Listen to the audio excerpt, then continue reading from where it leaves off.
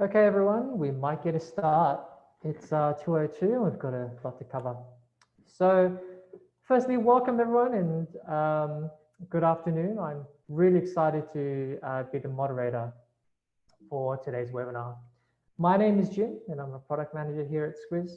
And I'm joined by a panel of experts today, and we'll be discussing the topic, how to effectively equip your employees to work remotely. Now, a few things before we get started. Firstly, don't worry if you miss anything. We'll email you the slides straight after today's webinar over the next few days. And secondly, if you have any questions, we'd love to have them. You can submit them at any time as we go today. Just head over to the Q&A tab of Zoom and you'll be able to submit them. And we'll get to as many as we can towards the end of the webinar. And finally, just a little bit of housekeeping. In case you need to use them, the emergency exits at the front and rear of your houses, and the bathrooms are just outside the room that you're in, probably. Now, we have a packed agenda, as I mentioned. So the theme today is around effectively equipping your employees to work remotely. And that's top of mind for all of us as we deal with COVID-19. But as we look ahead, the expectations of how we work have actually changed permanently. And this is the direct result of this global pandemic. Many of the technological and cultural barriers that used to be there have been completely lifted. And this presents businesses with very exciting opportunities going to the future, but also very significant and unique challenges for engaging our employees. And with that in mind, we wanted to cover three important topics today. The first is around keeping employees engaged, connected, and collaborating while working remotely. The second are the impacts and opportunities that COVID-19 presents businesses. And thirdly, we'll be talking about how you can increase productivity while working remotely. We'll then have time for our panelists to answer your questions before wrapping up with some useful resources that you can take away with you. Now, I'm super excited to be joined by our experts today, Heidi, Juhi, and Richard. They bring experience and knowledge from a diverse range of industries, and will each cover one of the topics that I just mentioned. So without further ado, I'd like to introduce Heidi. Heidi is a customer-centric and commercially focused leader who's seen just about it all, everything in the HR portfolio. She's led HR departments within CBA, Newscorp, and Transport for New South Wales, just to name a few, and she's passionate about leadership. Today, Heidi will be talking us through her framework for keeping employees engaged, connected, and collaborating while working remotely. Now, to kick things off, I'd like to ask you all a question, which is, how challenging has it been to keep employees engaged and collaborating while working remotely? You'll see the live poll come up on your screen now, and the answers range from 1, which is not challenging at all, it's been a really smooth transition, all the way through to 5, which is that it's been extremely challenging. So please go ahead and select the one that applies to you and your organization. Now, as soon as you do this, when everyone submitted their responses, we'll be seeing the results so that everyone will be able to see the results.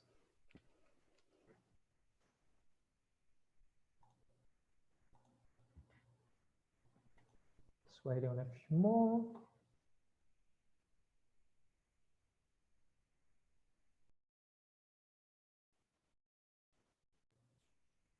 How are we going there?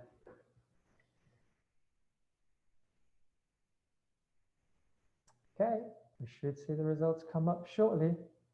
Here we go. So 80% of us have marked this transition as challenging. And that's to be keeping ourselves engaged and collaborating while working remotely. And it's a large portion of us. So about 10% have marked as, it's been a smooth transition, but for the rest of us, it's actually been a little bit challenging. So look, on that note, Heidi, I'll hand over to you so that you can talk us through. Okay. Hello, everyone. Welcome to this beautiful Thursday afternoon in Sydney. I'm sure the rain is also pouring down outside your windows too. Yeah, thank you very much to everybody at Squiz for inviting us along today. It's great just to have the opportunity to come and talk to you. What I just wanted to do is just looking actually at that question that was posed there. I'm actually not surprised by the response that we had about it being slightly or sort of moderately hard to adjust. I think a large portion of that depends on the type of organization we are. If we are companies that have embraced working from home and flexible working in the past, they've probably found that a little bit easier than some of the other companies that have a little bit more structure around that. I, for one, work in an organization where we've probably got about 120 people, and our industry predominantly hasn't actually worked from home. Maybe more so because the information that they deal with our clients is so highly secure. We have to provide our designers with quite expensive technology and hardware to be able to do that. But interestingly, we've actually now moved to 97% of our staff actually working from home at the moment, which is a huge achievement. There's a few things I just really wanted to cover off today. Nothing is actually rocket science or anything like that. You can see from the slide, it's a couple of 4 key points. The first one, I think, is really important, which is as individuals reimagining your workday. And the reason I say that is all of a sudden you're not commuting every day, and you don't have that circuit breaker at the end of the day either.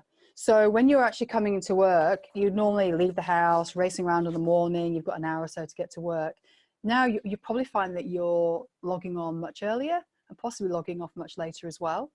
And I don't know whether you found this, but I found the first week of solidly working from home, I was hunched over the laptop probably from about 7 o'clock in the morning till maybe 8 o'clock at night without really taking any breaks. And then because you're expected to stay in, you just not really got that circuit breaker of actually going to the train station or so forth. So I think one of the key things I would recommend to people to help people adapt to this situation is actually look at what your day is set up to be like. So you want to look at what time you're actually logging on in the morning, what time you're logging off on a night, making sure you're actually having those breaks.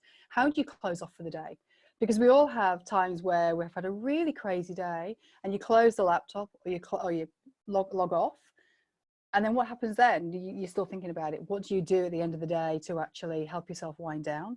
And creating your work environment, as you can see, this one is really beautiful. I was telling the guys earlier, I actually had to come to the top of the house because I'm sure there are other people on the call here as well who have probably children remote learning and a partner maybe here as well. And I thought, you really did not want to see my 5-year-old twins running around in the background. So, you know, so that's the sort of thing that I think is really important, being able to create your own work environment.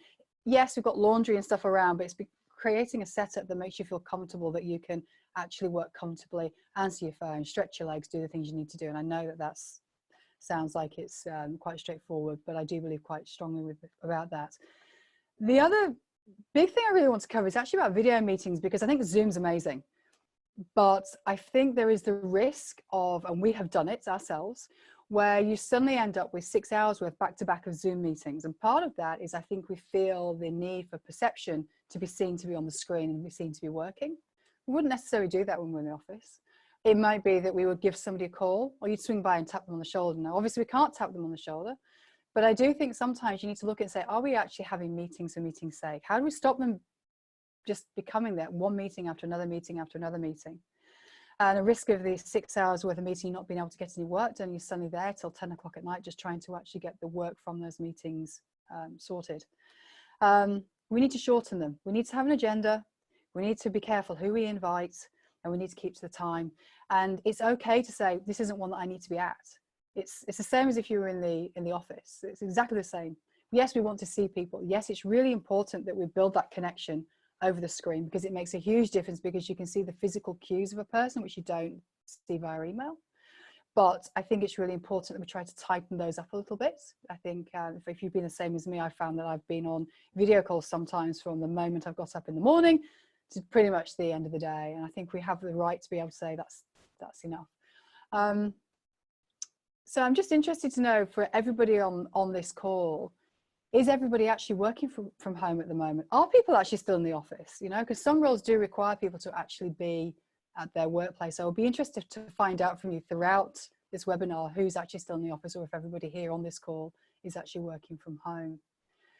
And communication, well, What do we mean by being connected? It's not necessarily about just sitting there and being face to face. It's not just about having that email. I think one of the key things I've actually found is from having the one-on-ones with my team this way, you see how disconnected people do feel, not from the fact that it's done by video. They maybe miss their team. It may be that what you actually see is that when they actually will be working on a project, they'll be sitting with their team members and they'll probably just be chatting about whatever. I mean, my guys, it's all about gaming and things like that, okay? If they're actually in their home environments, sometimes they're not doing that. So they might be talking to the clients, they might be talking to their peers about things, but we're finding that for some of these guys, they're feeling quite isolated. So it's ensuring that as a leader and as a peer that we reach out to individuals to say, look, you know, are you okay? Okay. And the Mattermosts and the link messages and all the other instant messaging, there's a risk of it being overused the same way that we do with email. Sometimes the good old fashioned just picking up the phone can work far better than either sending an email or doing a Zoom call. People appreciate that, okay? So I think it's really important that we continue to work together to try and have it as a more normal environment as possible, because you miss that, oh, by the way, did you hear moments when you're not in the office, that when you pass in the lift and things like that. And that's often where you find out a lot more that's going on instead of structured meetings, which we seem to be doing at the moment, okay?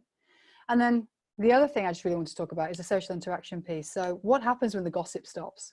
One of the key things that I found out over the last couple of weeks is I realized that my organization was back into a more normal operating rhythm because the gossiping started again and some of the whinging about their peers started again. Until we had that point, you could tell productivity was a little bit lower. I found that because now, you know, Bob's really frustrated at Jim and so forth, it's kind of nice to actually have that sort of niggle that goes on. It's a really good pulse check to find out how your people are doing. And the other thing there as well is that, as I mentioned before about the comms piece, I've got a couple of guys that are really technical, really great guys, but probably a little bit introverted. And what we found is that they have missed that interaction in the office. Popping into the kitchen to make a cup of tea, just having a quick 2-minute chat with somebody. Friday night drinks. In the pub, in the office, they don't have that at the moment. So when you see these social sort of hangouts, it's really important to try and do those for yourself and for the team. And even though sometimes we think, oh, I just don't want to be part of that, just do it. It makes such a difference to your team members if they see you there. Just say, well, if they can do it, I can do it. We've actually decided that we need to actually put in a more structured one so that all our guys actually come on to it. Even if it's just 10 minutes, just talking nonsense for 10 minutes. But it makes the world of difference when you've got an orange juice or a glass of wine, bit of a laugh. Joking, we joke about, you know, we've got our isolation stories from one of our guys who puts them out every day. So it's trying to make light of the situation is really important right now. People need that. People need humor. It gets you through so much if you think about you feeling quite stressed. So I find, and Juhi will probably back me on this, I'm probably one of the cheekier people from an HR perspective. We have stressful jobs at the best of times. So it's really important that we keep that humor going, keep that positivity going to say, look, we all want to get back into the office. We will get there. The wonderful thing about this is that the more that the technology works, the more that you tighten up how you run your meetings, the more that you tighten up how often you communicate, you know, mix it up a little bit, the more productive your team are going to be. Because we all feel that way. If we're not sitting on meetings for a whole day, we all feel a lot better. How am I doing for time, Jin? Am I doing okay? Yeah, okay. You're doing fine. Okay. So really, whilst I haven't actually covered anything that's like rocket science there, what I would ask people to do is just think about how you want to work, how you felt when you came home and started remote working. For some of you, it's probably been no change, which is great. For a large number of us, it is actually quite a substantial change to how we think. That whole, you're waking up, you don't have to get up as early, you don't have to set the alarm clock as early, let's be honest, which is great. Will I miss that? Yeah, I will miss that. Will I miss having dinner with my children? Absolutely. Will I miss having them doing remote learning at the desk next to me? Probably not. I think I'm probably going to be quite happy when they go back to school, to be honest. I love them, but there's going to be things that, you know, I'm probably going to be quite happy with. But I really miss the interaction with my colleagues.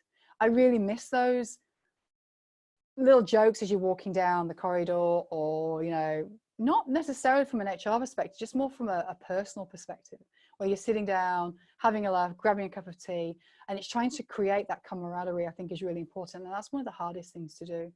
The other thing I would say regarding comms is trying to keep it professional as well. This is work. And I know that sounds a little bit strange, but we've all had times probably on a morning we thought, let's just come down in our PJs. I'll just do everything that way. Let's not. Let's just try and keep a professional edge when we're having, remember that we are working, and that we are, that, you know, we're not just dealing with clients, but there are internal clients as well. It's really important just to try and keep that comms, the way that we talk, the way that we position things, the way we send those emails, needs to, you're still showing the face of the company and your own brand. And it's really important, I feel, to try and continue to do that. So yeah, if it's something that we're trying to do internally, is ensure that our guys are ready for the call, being prepared, have your agendas, make sure you're sticking to the time, make sure you're not late, let people know if you're going to be late like you would do. So trying to keep it as much as a normal working environment as possible. Okay, and that's kind of probably where I would leave it. And any questions that you have, please let me know. Great. Thank you so much, Heidi. Really insightful and some really great tips. So really appreciate that. And I actually know some of those themes will be echoed by Juhi, who's our next speaker. So Juhi is going to share her thoughts on the impacts and opportunities that COVID-19 presents businesses. And Juhi's had a really varied career across consulting, technology, service delivery. She's worked in just about every industry you can think of, both here in Australia and abroad. And she's a bit of an expert when it comes to building distributed teams. So to kick things off, I'd like to ask you another question. And this one is around which areas of COVID-19 has presented opportunities for digital transformation. And you can select as many as you like. It might be all of them, there might be none of them. And as the previous poll, we're all going to see the answers.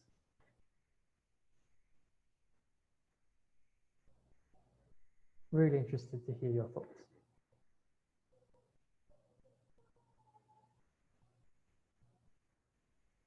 Thanks, Jim. I'm so interested in hearing what people are going to say, because it's something that I found quite interesting, the sort of timing of COVID-19, not that it was timed, but that alongside the increasing conversation in Australia about remote work. So I'm really keen to see what people have to say. Yeah, me too. And hopefully we'll get the results in very shortly. And here we go. Communication and collaboration leads the way, followed closely by connectivity to the systems that we normally access at work. And of course, let's not forget about customers and their self-service. So yeah, you're right, really insightful. I'm sure this has some similarities that you expected. So look, Juhi, I'm going to hand over to you now. Thank you. And I want to thank everyone who's been asking some really great questions, actually. And I've been taking notes and trying my hand at answering some of them at the same time as listening to Heidi. So I think that's one thing that everyone is beginning to do more of, which is multitasking on the screen. Because we've got the phone ringing at the same time, looking at meetings, team meetings, and then replying to an email all at the same time, which everyone can see, of course, if you're on video. So they can see your confusion or multitasking all at the same time. So look, thank you so much, Jim, for introducing me and telling people a little bit about me. I guess I want to tell you a little bit about me before I go into that slide, which is slightly different from the professional bio that Jim read out. So one of the things that I'll be talking about today, but something I've focused on in the past 1 year, is I've been doing a lot of personal learning and knowledge empowerment, as I like to call it, in positive psychology and psychology of well-being. So something that I found intriguing as someone who works as a freelancer and contractor all the time, I'm very used to the concept of remote working. So transitioning at the time of COVID-19 didn't seem to me as such a difficult topic to cope with. So given that, I've been doing a lot of study in positive psychology, and some of what I talk about today is concepts from positive psychology, but also send you some resources afterwards if you're interested in some of the topics I talk about. So Heidi, thank you for talking about some of the challenges and some of the things that you're finding. And I was really interested in seeing the answers that people were talking about in terms of working longer hours and sitting in front of the computer for a really long time. The sort of four things I want to touch on today. Performance and productivity is something that there's a lot of discussion about from an employer perspective, and it's about how do we keep our people motivated and making sure that we still deliver during a time of remote work or highly remote workforce. And then at the same time, be connected, which is the connection to the systems. A lot of people refer to that. And then what I call the employee perspective, which is really about your own flexibility. What does flexibility mean for you? And then about health and well-being, which is some of the things that Heidi already touched on around, making sure you take breaks. And some of you have already picked up on those things in Q&A. So I'll probably start with performance and productivity. And like you all, I've tuned into a lot of these webinars recently. And what I found was quite interesting in that when it comes to performance and productivity, nothing's changed. And nothing's changed because people, it goes back to really having clear expectations defined for your workforce. What are people there to do? And, having really clear goals about it, and having the trust with your people that they'll do what they said they would do, and finally celebrating those successes. So those sort of four key areas haven't really changed, and they haven't changed due to COVID, or they certainly haven't changed for remote workers or work in office situation or wherever you are. I want to touch on two topics particularly, which I found quite interesting in studying about positive psychiatry and mental health, is the concept of good work and job quality. I'll talk about good work because there's a lot of talk in Australia, certainly, and globally about what's meaningful work. And we talk a lot about what is meaningful for people to do.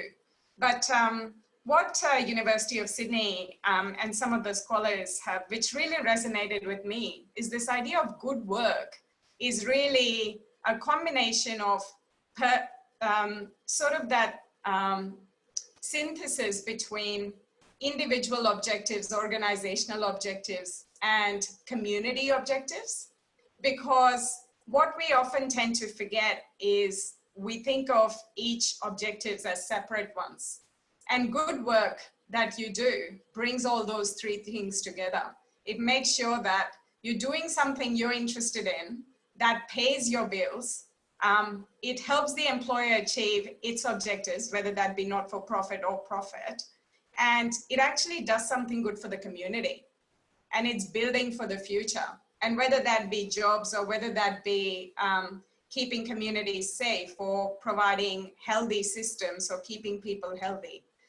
So this concept of good work hasn't really changed, but it's a lot of talk about what people will be doing. And I think that's more important than ever before because of some of the things we're experiencing, and certainly during COVID-19, is making sure everyone is doing good work that actually they feel proud to do. And then the other thing is really this concept of job quality. And this won't surprise any HR professionals or people who are interested in concepts of org design. But really job quality is this concept of making sure that everyone wants some amount of sort of, empowerment to make decisions and do work and have control over them. That's not changed because of COVID. And people still want to do quality work, and they want to be trusted to do good work no matter where they are. And I think that's really an opportunity, I say, but also a challenge for organizations that haven't been doing that before. So where there is a lot of micromanagement, people might find it really difficult if they're working remotely to have that trust with their people, and they have no other option but to trust people now.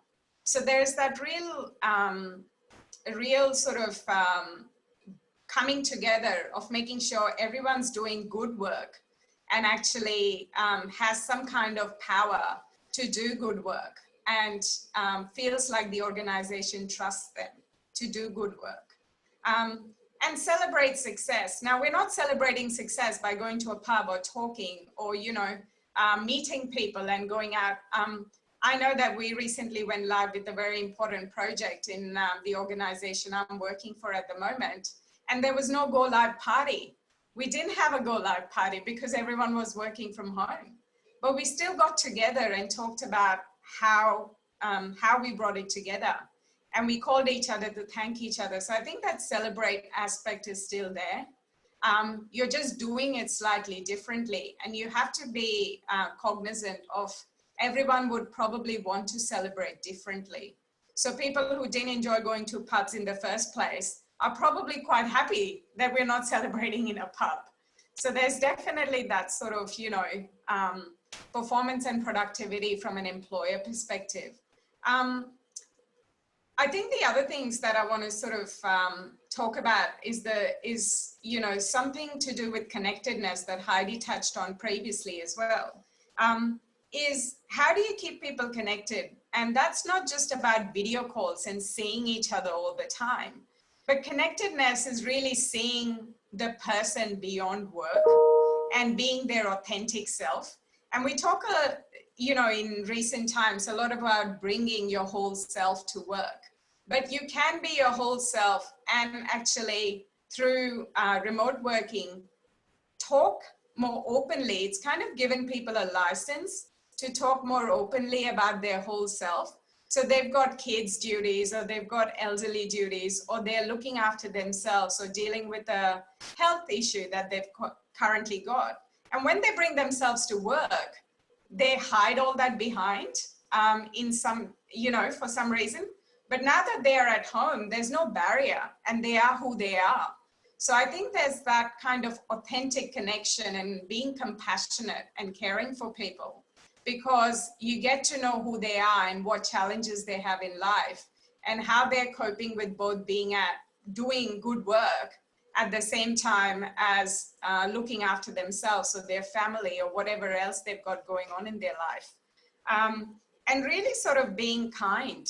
I think particularly for me, it's a lot of COVID is teaching and remote work is teaching people to be very kind to other people, more kind than usual, because you don't know what's going on, but also be thankful, really have gratitude. And gratitude, actually, if you do a little bit more reading, and we'll certainly share some resources with you, gratitude is one of the things that really brings people to appreciate more than ever before what they have, because it's very easy to have those gossip chats in office where we feel demotivated or whinge about work. And while that builds connectedness, at the same time, it creates this sort of common topic that is negativity, and we've got something to talk about.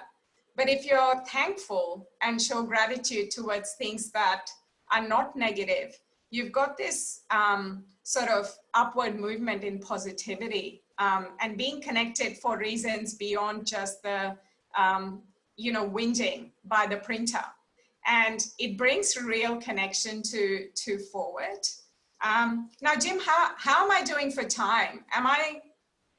Yep, you've still got a few minutes left. Great, perfect. All right, so I do get to cover flexibility and health and well-being, which I kind of saved for the last, because these things mean different things for different people. what I've found particularly quite interested, both in my organization that I'm working for at the moment, but also personally, is to truly exercise flexibility, people need to really think about what flexibility means for them.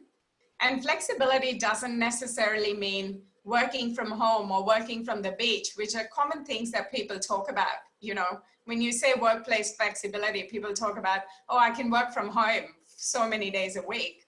And that's sort of this idea of flexibility, or the popular idea of flexibility. But really for me, flexibility has meant a feeling of empowerment and this sort of breaking away from this chain, this iron chain that says, you must do 9 to 5, sit at your desk. And if people don't see you, you're not doing work, which is kind of what Heidi was touching on before. So you've got this great opportunity to create whatever flexibility means for you. And as long as that you still achieve your goals and have that trusted relationship with your stakeholders in the organization, I think it really means whatever you want it to mean for you. So I think it really creates this empowered individual who can be whoever they want to be, as long as they can meet the goals that they've set out. And Heidi touched on engagement as well, which I find really interesting as well, is that when people are comfortable and they can come, but not too comfortable, there's that sweet spot where they feel challenged and they feel engaged. And they feel engaged because they're doing good work, but it's not coming easy. And I think that sweet spot is where people really start engaging with work, because they feel like they're connected to people, they're doing good work, but it's not easy. Because if it was easy, you wouldn't be engaged. So there's that real sweet spot between, you know, doing work that's good. It's a little hard and a little annoying, but it's keeping your mind going and keeping your connectedness going in the organization, because you have to ask questions, you have to discover, you have to do more.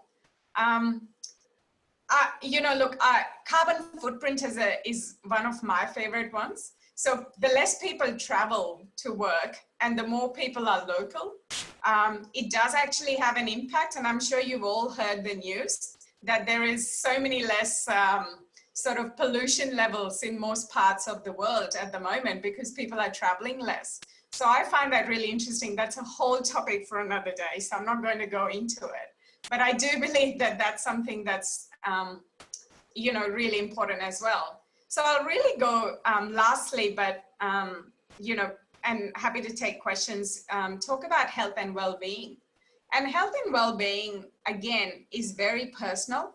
And a lot of organizations are beginning to talk a lot about well-being initiatives in their organization. You know, you have your typical culprits. You've got gym classes, yoga classes, and, you know, people running, going for runs between their lunch breaks and whatever. None of that has to stop.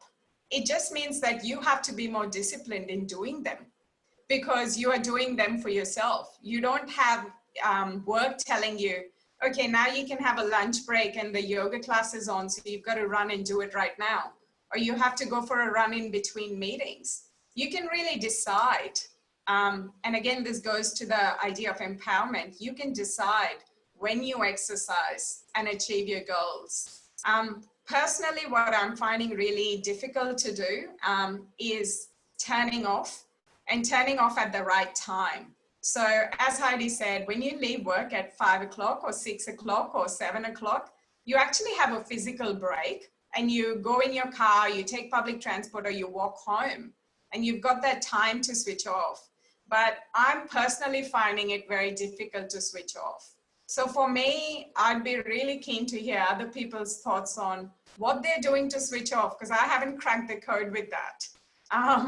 But also, the other thing that I'm doing a lot of is staying active and exercising. In fact, I've managed to do yoga 3 times a week, 2 weeks in a running. So I'm particularly proud of myself because it's working from home and saving time in travel has given me that flexibility that I can do yoga. And I've even managed to convince my husband to do it, which is a miracle. So it's, you know, it's that concept of making sure that you are sleeping.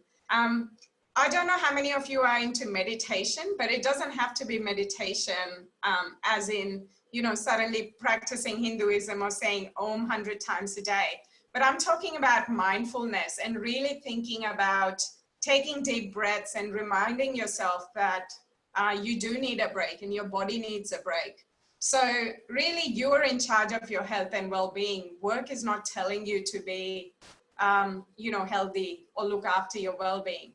So it really puts you in the driver's seat. And I think that's such a great opportunity that, you know, something like COVID-19 or remote work presents to us, is really giving people the discipline to do what they should be doing to look after themselves and empower themselves, and not leaving it for work to tell them how to be or how to work or how to do.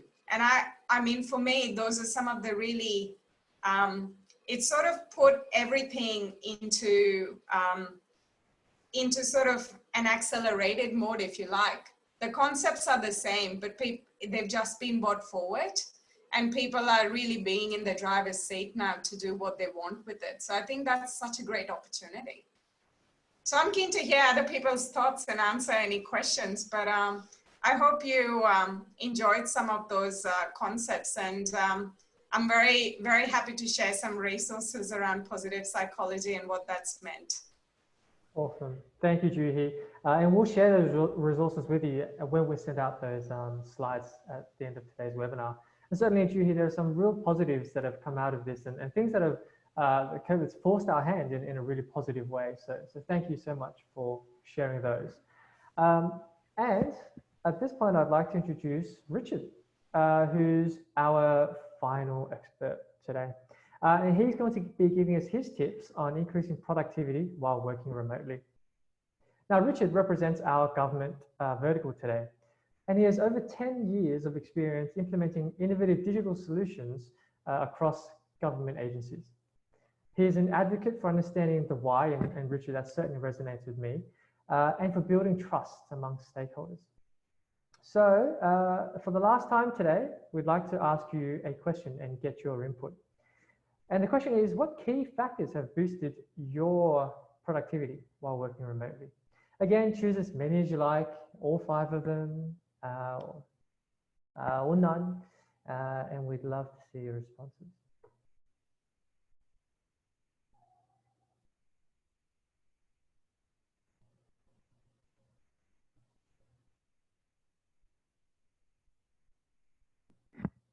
I'm answering these as I go as well. It's great.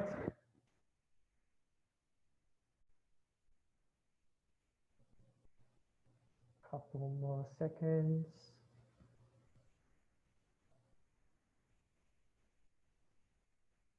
Okay. Hopefully you've all answered the question and submitted the ones that resonate with you. And we have our results. The number 1 being greater flexibility in work schedules, which is something that you mentioned just earlier. Followed closely by the collaboration tools and communication tools and the focus time. So Richard, on this note, I might hand over to you. Certainly. Welcome everybody. It's been fascinating to hear Juhi's and Heidi's observations.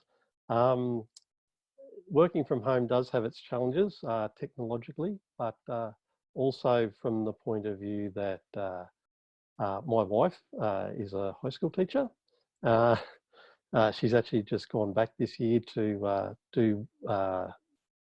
help out a school, and she teaches legal studies, and she's had to redo all her lessons online as well as face-to-face as well. I have a daughter who's at university trying to do music exams, and a son who's trying to do the higher school certificate.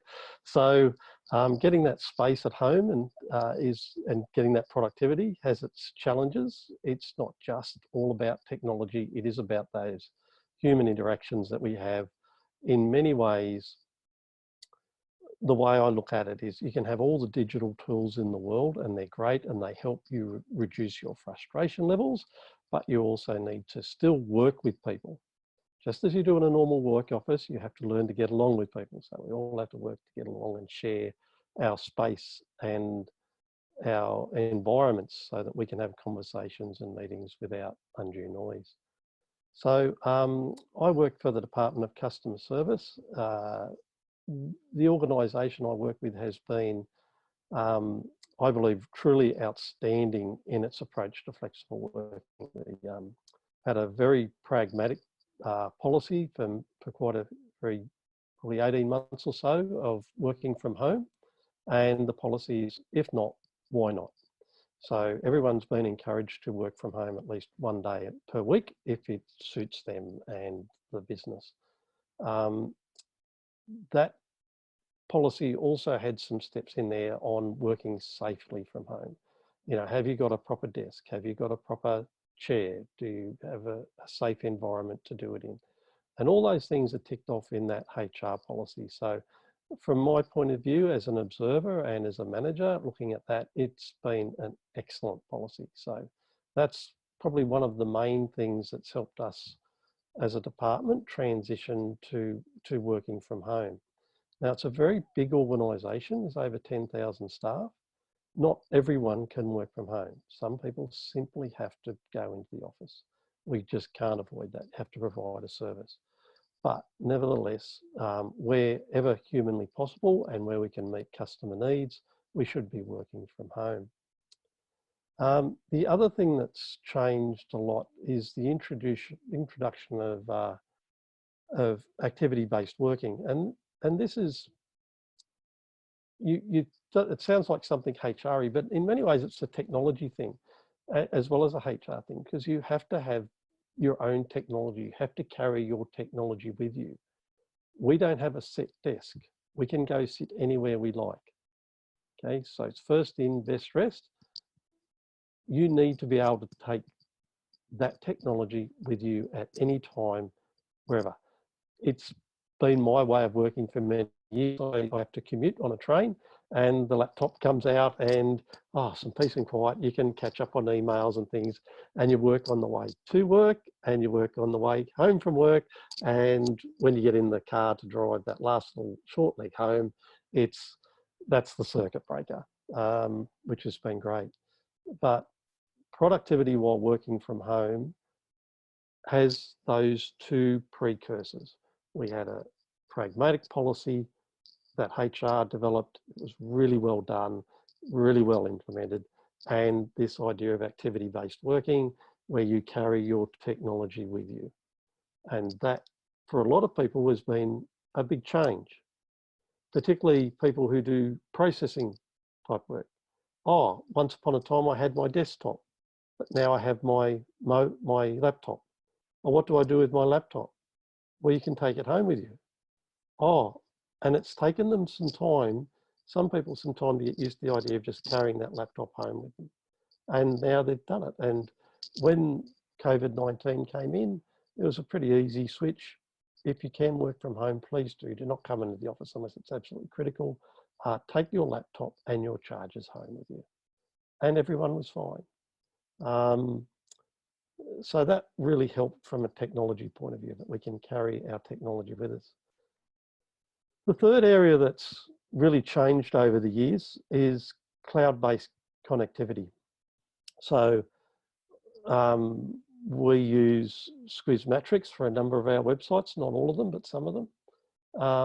But being cloud-based means that we can update our websites anywhere, anytime, on any device. I mean, we can actually do it off a mobile phone if we have to. That's really important to be able to do that, because we can work productively, just as productively, no matter where we are. That has been true for a lot of our systems internally. We've been moving to cloud-based systems. On-premises systems are becoming increasingly rare. So that means that we have single system sign-on. So you sign on once and you've got access to all your systems and networks. So productivity has been, it's the same productivity we've had in the office has been available at home. There's been no loss. The other thing we've had some issues with is people have gone home, and because the COVID thing, they didn't take a keyboard or a mouse with them. They just took their laptop. So some people had interruptions to electrical supplies because of bushfires. Some people had difficulty getting internet connections because everyone in the home is working from home and the kids are gaming and doing whatever. So there've been some of the physical issues that we've had to overcome bit by bit, and we've overcome them. One of the things that I might just go down to that next slide, Jim, is one of those things is we've had this constant message that isolation is for safety. It's for safety. That's the number one reason. So you need to be safe from COVID-19, but you also need to be safe from a work health and safety point of view. Have you got decent chairs and facilities and things like that? So what we did, or what the organisation did, they set up a delivery service.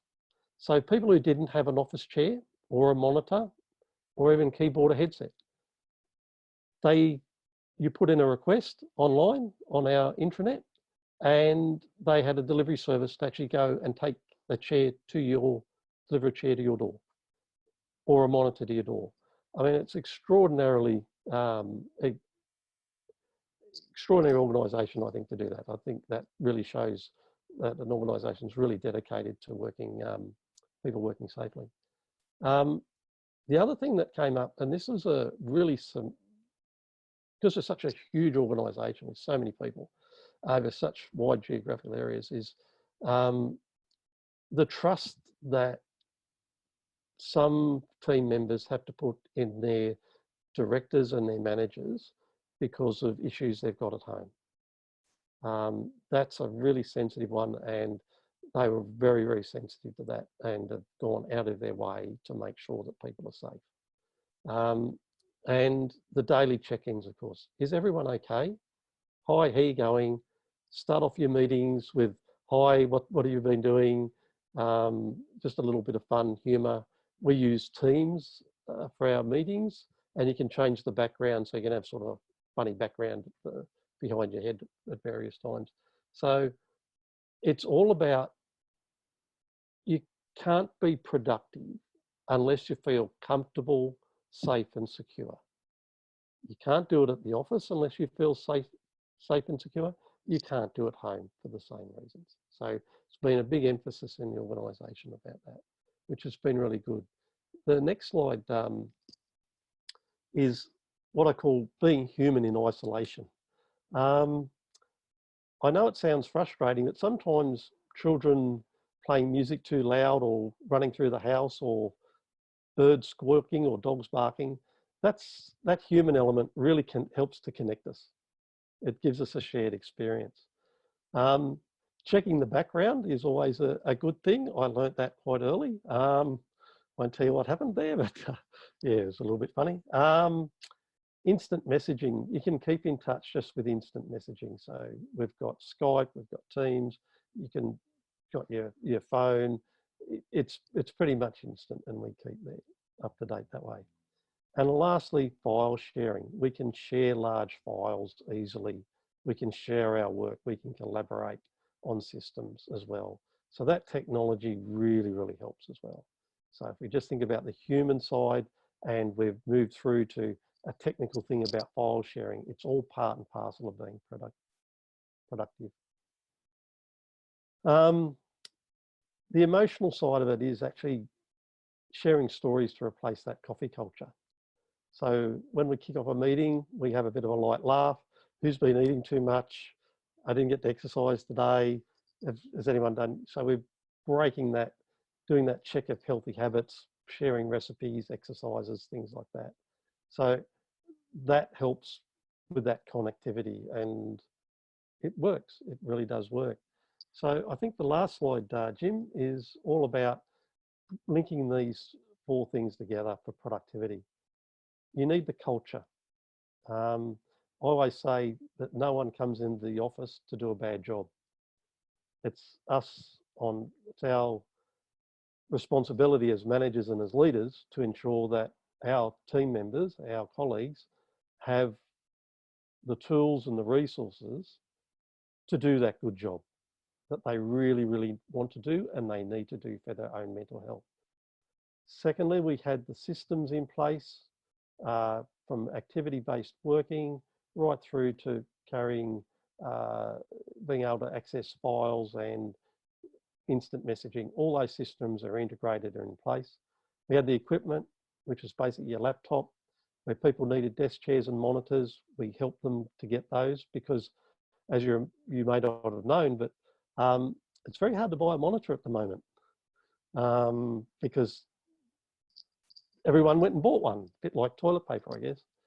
And of course, the last one is the access to resources and making sure, particularly in a diverse geographical area, workforce that we have, that people have the resources and we can accommodate them if the internet isn't a particularly good service at their particular home, or some have been bushfire affected or and other issues that they've got.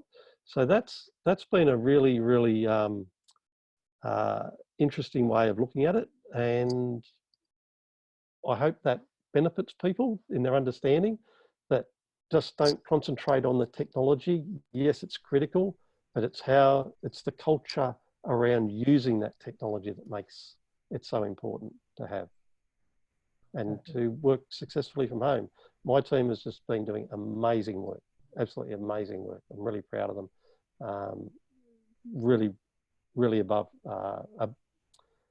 beyond and above anything that we could have expected. So it's worked. It's a good organisation. Thank you. Thank you, Richard.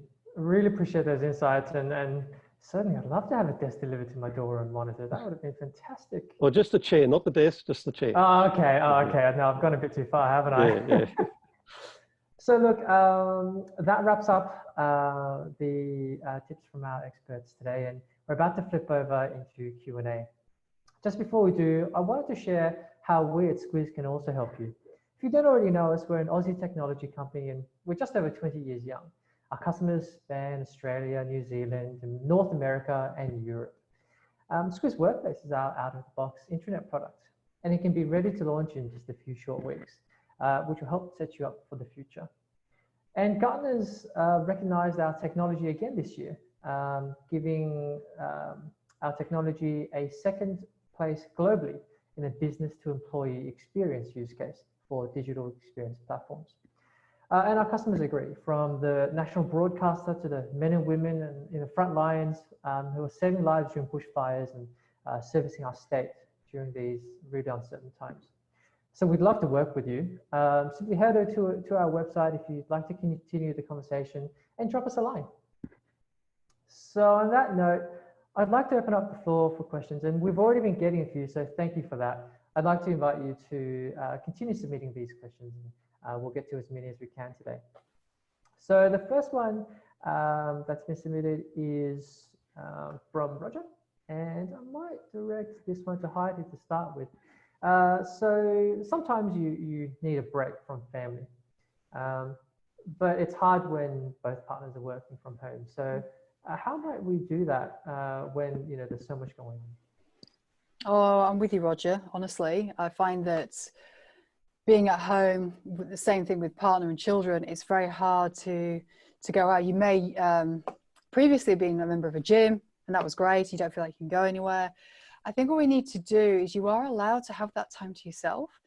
You would have that at work, and your partner probably wants that time too. It's just being open and honest and saying, why don't one of you go for a walk, or even going out to get coffee or something. And I know that sounds small, but just there's tiny things to get you out of the house to actually, when it's a walk around the block, I think you actually need to leave the premises a little bit as well, because I find that even if you just head to a different room, it's not enough. So you are allowed to actually do that. So you would do that at work, and your partner would do that at work. And it's just allowing yourself to have that conversation to say, hey, I think we both probably need a bit of a break here. You're not saying you don't want to be with the person, far from it, but it's very, very intense when you're used to spending more time with your work colleagues than you are with your partner. Let's be honest, you spend more time at work. So I feel like you allow yourself to do that, whatever that may be. coffee, even if it's going to Woolies or Coles. Sometimes I've used that as an excuse. You just need to basically allow yourself the time to do it. I'd like to invite Juhi and Richard to comment if you'd like. Yes, it's it's a tough one. Yeah, you do need to give each other space. You really need to respect each other. I think if you have a work environment that really encourages acceptance and inclusivity, that should be easily transferred to home. I think I think everyone's had to really work hard at being at their interpersonal skills. They're working next to people they dearly, dearly love, the most treasured people in their life. So it'll be interesting to see when we do go back to an office, how we treat each other. I think hopefully there's less arguments and whatever disputes, disagreements, and that there's more tolerance of others' views. I really hope that really happens. We're pretty good. We've got a really safe work environment, safe culture, but I know not everywhere has that. So particularly, it was discussed a little bit earlier about micromanaging various areas. That's going to be tough for a lot of managers they've had a really tough learning curve, and I think we probably need some empathy and some sympathy with them to help them cope with those changes. But yeah, giving each other time and space is pretty tough, but we have to do it. Thank you. Look, I might move on to our next question, which is from Azella. Are there any approaches on what organizations are doing, or suggestions for looking after the health and well-being of employees as they work from home and not physically connected? So Juhi, I might refer to you for this one to kick us off. Yeah, look, I mean, that's a great question. And different organizations are doing different things. I talk to a lot of my clients as someone who freelances and contracts. One of the things that I've noticed is that what you shouldn't be doing, which is probably where I'll start, is actually create a conversation, but not have any capacity to implement. And I think that's really, really important. What some organizations end up doing is starting the conversation, but not really doing anything with the conversation. So I think it's really important to making sure that an organization that wants to start that conversation should do so, knowing that, they have to tap into resources to do it, and to do it well, not just to do it because they have to do it. Some of the approaches that I have seen that have worked really well is actually starting to have a conversation about what well-being means. And I think that, as I said, flexibility and well-being and health are very personal, and they mean different things to different people. So really exploring what people would like to know about well-being, or what does well-being mean to them. So I think a lot of organizations are beginning to have that conversation, which is really great to see. I think another thing is really to not associate well-being with this concept of health issues, whether that be mental or physical. Because I think there's been a lot of conversation about, you need ergonomics, and yes, of course you need all of those. And people, we generally ask those questions about, do you need workplace adjustment, which is a very sort of, quite important question about if you were at work. But workplace adjustment could be applied to any situation. So it's really thinking about what well-being means to your people, and not focusing on the small or tactical questions, although very important, people have been asking in the recruitment processes. So I think it actually starts asking people what it is for them, and then really looking at solution options that people want. And I think what we'll find a lot of times is people are not looking for gym memberships, or people are not looking for yoga classes, although that might be some of the things people are looking for. generally people are actually looking for flexibility when it comes to the trust with their managers and knowing that they have clear goals that they can achieve, and then the rest of their life is their whole life, and they can get on with it, whether that be taking their dog for a walk or going for a walk or going for a run or going for a swim or practicing mindfulness for 30 minutes a day during work hours. So yeah, those are some of the things that I can immediately think of that people are doing, and some things people are not doing or shouldn't do. Thank you, Juhi. I might head over to our last question here. We're already over, so apologies everyone. We are trying to get to as many of these questions as we can. So the last one comes from Tim, and it's around after the end of COVID-19 and the isolation. What are your thoughts on the private or public sector requiring employees to go back to work full time, or will there be some, balancing with working from home? So I'll ask all of you to respond to this one, starting with Richard. Well, as I said, and before in our organisation, there's been a working from home policy for 18 months or more, it's probably close to 2 years. I think there'll be, just on my hunch, my opinion, I think there'll be, because we're going to have to practice social distancing for a lot longer than what we first thought, I think there's going to be travelling to work is going to be, people are going to have to justify them, why are you actually travelling to work on public transport and things like that because of the risk. But I think it's going to be interesting for people who are older workers as well, about how they manage that as well. I think most people like going to an office. I think they like that engagement. I think most office environments are great to work in. They're comfortable, they're heated and cooled, and you've got great coffee making facilities, great engagement with people. I think people want to go back to the office. I don't think it won't be so much requiring people. I think people will want to go back to that office environment. So a little bit, not quite perhaps the response, but I think most people will want to go back to an office. I think that from what I can see, people are keen to get back there. So I don't think we'll be requiring anyone, forcing anyone there. I think we'll be have the opposite effect. Heidi, I'll ask for your thoughts.